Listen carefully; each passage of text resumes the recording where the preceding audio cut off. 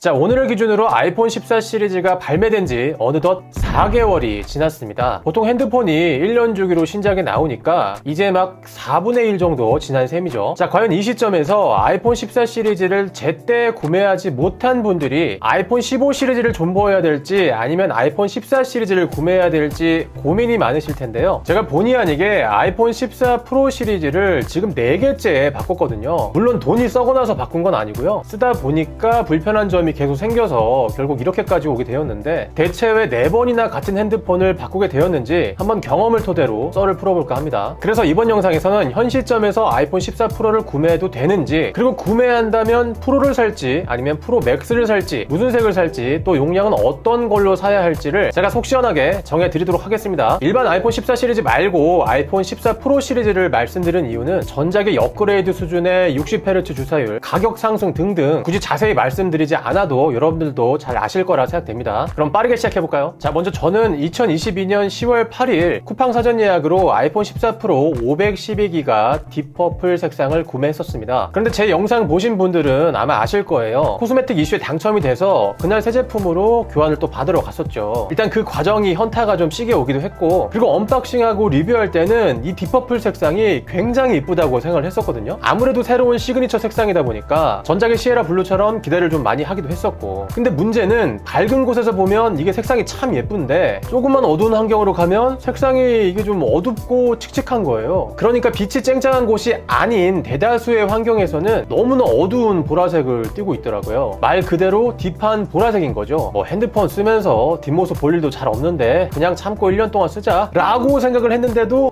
그걸 못 참겠더라고요. 특히 저는 케이스를 씌우지 않고 생폰 그대로 사용하는 편이라 색상이 자꾸 눈에 띄는데 이게 너무 칙칙하고 별로인 거예요. 13 프로 시에라 블루가 진짜 예쁜 색이었던 거죠. 거기다가 며칠 사용해보니까 이게 전에 쓰던 13 프로보다 배터리가 더 빨리 닳는다는 느낌이 들더라고요. iOS 16이 배터리 소모가 심한 건지 아니면 이번에 AOD가 추가돼서 그런 건지 아마 둘 다이겠지만 실제로 일주일 넘게 배터리 적응 시간을 가졌음에도 불구하고 거의 차이가 없더라고요. 배터리가 50 밑으로 떨어지고 40, 30이 되면 그때부터 막 불안하잖아요. 특히 밖에서 일하고 있을 때 충전까지 할 수 없는 상황이면 이게 은근히 스트레스더라고요. 자, 그런데 그 당시에 실버 색상이 인기가 굉장히 많았습니다. 자, 정확히 말하자면 시그니처 색상인 딥퍼플은 상대적으로 다른 색상들에 비해서 물량을 많이 뽑았었고, 그에 반해 실버나 스페이스 블랙은 물량이 적었다고 하더라고요. 그런 상태에서 너도 나도 이제 실버만 찾다 보니까 거의 1순위로 품절이 되던 시기였는데, 그때 우연히 제가 쿠팡을 통해서 아이폰 14 프로 맥스 512기가 실버 색상을 예구에 성공하게 됩니다. 그때까지만 해도 막 4차, 5차 이러면서 한 달 넘게 물량이 부족한 상황이었거든요. 그래,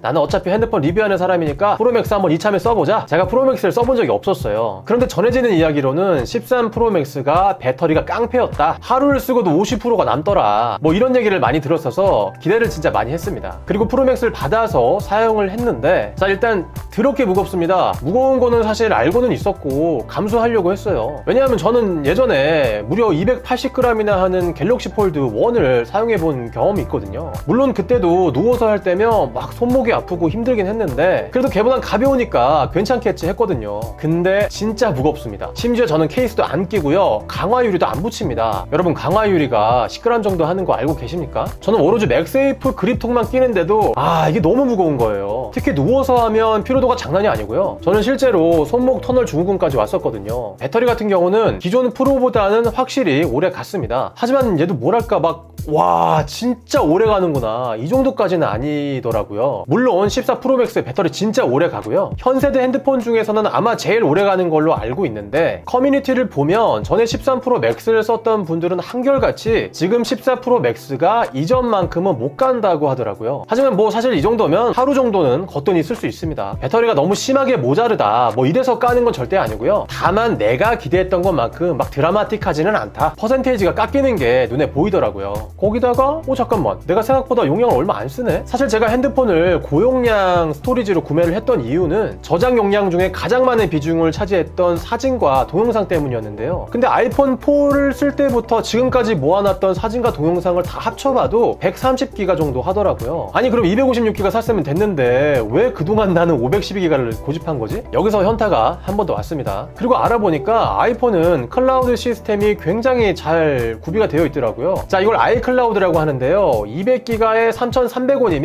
내가 지금까지 사용하고 있는 애플 기기, 뭐 예를 들면 맥북이나 아이패드, 그리고 아이폰에 사진과 동영상을 즉각적으로 공유할 수 있고 굉장히 편리하더라고요. 거기다가 아이클라우드에 사진과 영상의 원본을 집어넣고 핸드폰에는 공간을 최적화해서 사용하니까 와, 용량이 팍 줄어들더라고요. 그래서 다시 한번 14 프로 맥스 256기가를 구매하게 되는데요.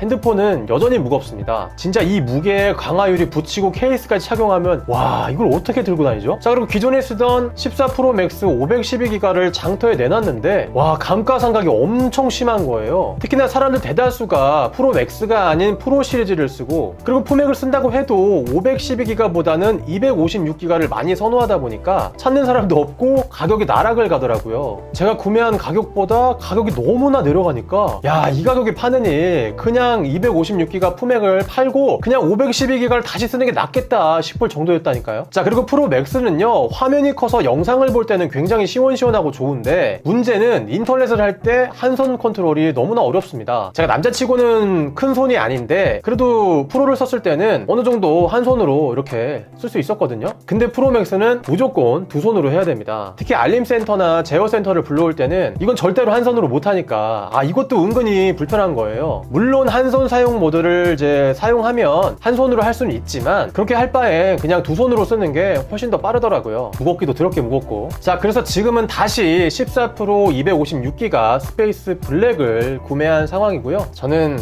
이 모델로 정착하기로 했습니다.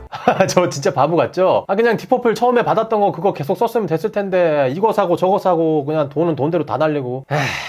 자, 이제 결론입니다. 14 프로 맥스 과연 무엇을 사면 좋을까요? 저는 프로를 구매하시는 걸 추천드립니다. 용량은 128기가보다는 256기가를 추천하고요. 왜냐하면 대다수의 분들이 256기가를 샀고 구하는 사람도 많고 그만큼 가격 방어가 제일 잘 되는 것 같더라고요. 그리고 프로레스 4K 영상 촬영을 하려면 무조건 256기가부터 가능하기 때문에 그것도 알아두시고요. 자, 근데 내가 256기가가 부족하다 이러신 분들은 512기가를 사는 것보다는 아이클라우드를 활용하는 것을 추천드리겠습니다. 256과 512는 30만원 차이가 나거든요. 근데 아이클라우드는 1년이면 39,600원입니다. 보통 핸드폰을 2년을 쓴다고 했을 때 79,200원이 지출이 되는데요. 앞서 말씀드린 것처럼 30만원을 더 주고 512기가를 살 바엔 이게 훨씬 더 경제적이죠. 거기다가 처음 구매할 때만 30만원 비싸지 나중에 팔 때도 30만원 차익을 볼 수 있다? 아닙니다. 제가 몇 달 동안 장터를 확인해봤는데요. 가격이 처참하게 떨어집니다. 가격 방어가 정말 안 되고요. 구하는 사람도 별로 없더라고요. 그래서 아이클라우드 로 용량을 확장하시는 것을 추천드릴게요. 자, 그럼 색상은 뭐가 좋을까? 제가 지금 스페이스 블랙을 쓰고 있고 사실상 골드 빼고는 다 써봤잖아요. 그래서 제 개인적인 의견으로는 실버나 블랙을 추천드리겠습니다. 디퍼플은 호불호가 있는 것 같고요. 물론 디퍼플 정말 잘 쓰시고 이뻐하시는 분들도 정말 많은데 제가 너무 까기만 하는 건 아니니까 조금 조심스럽지만 이건 그냥 제 개인적인 의견임을 알아주셨으면 좋겠습니다. 그러니까 좀 칙칙하고 어두운 보라색이라서 이게 좀 저는 별로로 느껴졌어요. 차라리 스페이스 블랙이 애초에 블랙이라고 생각하고 쓰다가 이게 빛에 비추면 또 은은한 스페이스 그레이 색상으로 또 변하거든요. 그게 좀 이쁘더라고요. 질리지도 않고요. 아니면 무난한 실버도 좋다고 봅니다. 골드는 제가 직접 안 써봤기 때문에 이게 이쁘다 어떻다 뭐 할 수는 없지만 얘는 아마 분명 소수의 분들이 사용을 하고 있기 때문에 나중에 중고로 팔 때 아마 다른 색상보다는 조금 불이익이 있지 않을까 그런 좀 생각이 들기도 하네요. 자, 그럼 지금 발매된 지 4개월이 지났는데 아이폰 14 프로